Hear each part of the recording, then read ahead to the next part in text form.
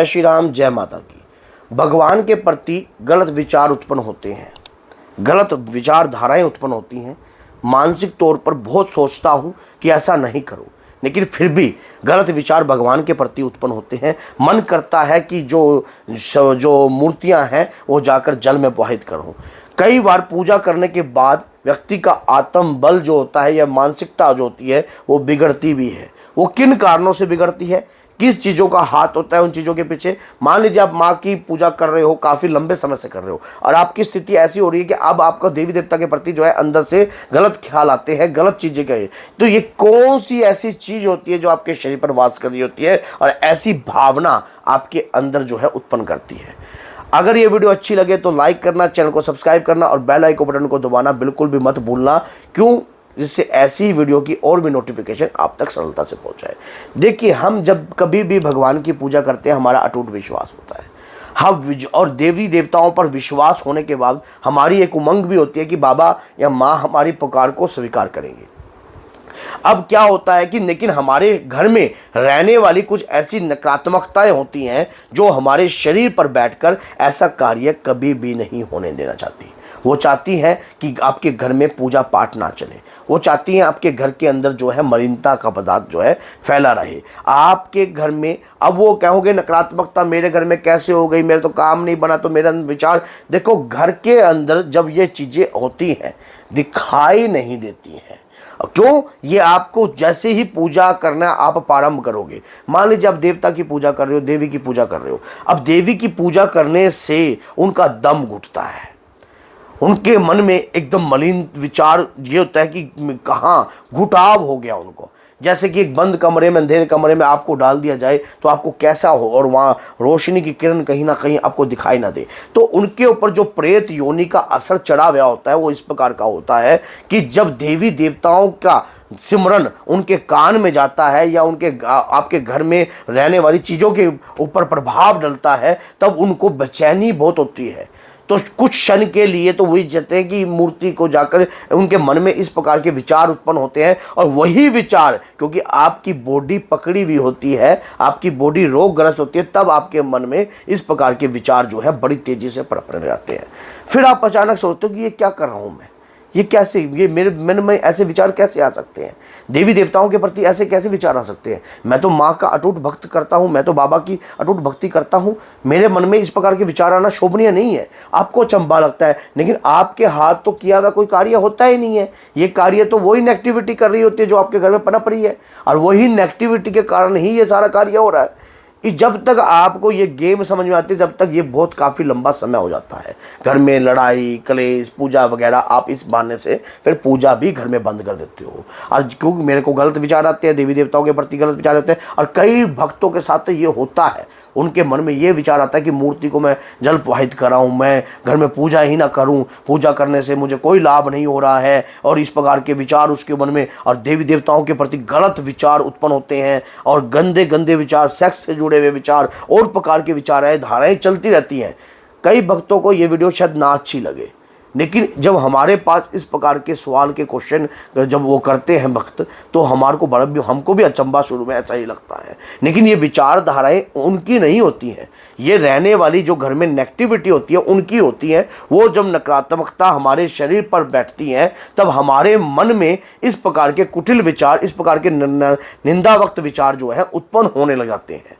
और जब हमारे मन में इस प्रकार के विचार उत्पन्न होते हैं तो मन बड़ा दुखी होता है कि ये मैं क्या कर रहा हूँ। मेरे मन में तो ऐसे अपनी देवी देवता के प्रति ऐसे विचार आना शोभनीय ही नहीं है। तो अगर आपके साथ भी ऐसे विचार हो रहे हैं तो आप हमारे दरबार में आकर हमसे कांटेक्ट कर सकते हो। दूसरी बात, जब कभी भी हम देवी देवता बदलते हैं या पूजा पाठ करते हैं, जैसे कि किसी भक्त ने मान लीजिए पहले शिव जी की पूजा करी, फिर उसके बाद वो किसी पीड़ों पे चला गया, पीड़ों की पूजा करने लग गया, फिर वो किसी और देवता की पूजा करने लग गया, फिर वो किसी और देवता की पूजा करने लगा, फिर 6-6 महीने उसने ऐसे ही करता रहा। और ऐसे करने के बाद भी जब वो किसी भी देवी देवता की पूजा करता है तो उसके मन के विचार जो है स्थिरता में नहीं रहते हैं। उनके मन के विचार जो है उबल जाते हैं और अलग तरीके का दिमाग जो है उनका हो जाता है। उनको पूजा पाठ करते वक्त जो है विचारधाराएं बिल्कुल, और वो टूट जाते हैं, निराशावर्धक हो जाते हैं। उनके मन में एक ही विचार आता है कि भगवान ने मेरी प्रार्थना नहीं सुन रहा है और मैं भगवान की मूर्तियां रखकर कोई फायदा नहीं है, मैं इन्हें जल में प्रवाहित करके आऊँगा, मैं इनकी पूजा नहीं करूँगा। बहुत जल्दी वो निराशावर्धक हो, क्यों? क्योंकि वो उसमें स्थिरता नहीं है, उसके मन में बेचैनी है। और जब मन में बेचैनी होती है तो इस प्रकार के ख्यालात, इस प्रकार के विचारधाराएं उत्पन्न होने लगती हैं। ऐसा भी भक्तों के साथ होता है कई बार।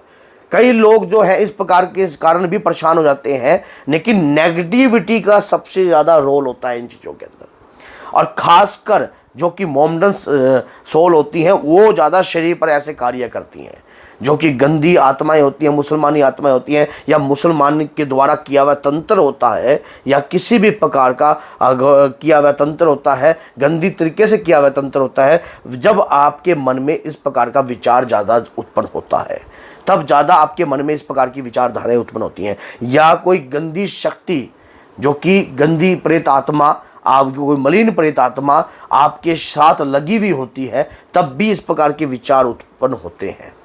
तब भी एक भक्त था ऐसा ही, उसका क्या था, उसकी पत्नी मान लो माँ दुर्गा की पूजा करती थी, माँ काली की पूजा करती थी घर में।